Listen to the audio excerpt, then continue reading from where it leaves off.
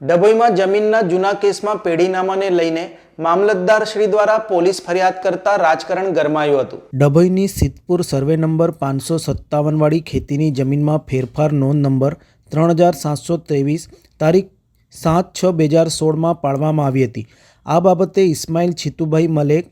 રે સિદ્ધપુર નાઓએ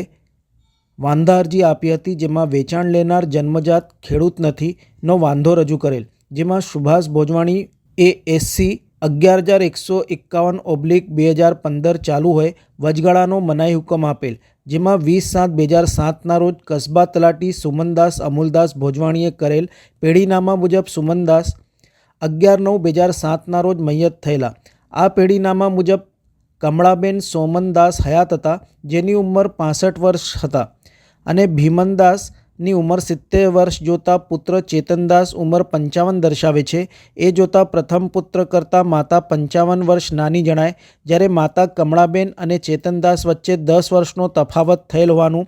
લઈને પેઢીનામામાં વિસંગતતા હોવાનું જણાઈ આવેલ છે। વધુમાં ડભોઈના પુણાની 313/10/2008 કમળાબેન હીરાલાલઓ સ્વપાર્જિત જમીનમાં તેના વારસદાર તરીકે મંજુલાબેન ઉર્ફે તારાબેન દોલતરામ ભોજવાણી, ભરત દોલતરામ, રમેશ ભોજવાણી, ભરત ભોજવાણી, રમેશ ભોજવાણી અને સુભાષ ભોજવાણી નામ દાખલ કરવા અરજી કરેલ તથા હક દાખલ કરવાનો લેખ પેઢીનામુંમાં આ નોંધ સક્ષમ અધિકારીએ મંજૂર કરેલ છે, જેમાં રજૂ કરેલ પેઢીનામું પ્રાથમિક દ્રષ્ટિએ ખોટું હોવાનું જણાય છે, જેને લઈને મામલતદાર PR સંગાળાએ પોલીસ ફરિયાદ દાખલ કરેલ છે, જેમાં ડભોઈ પોલીસે સેક્શન 467, 468, 120B,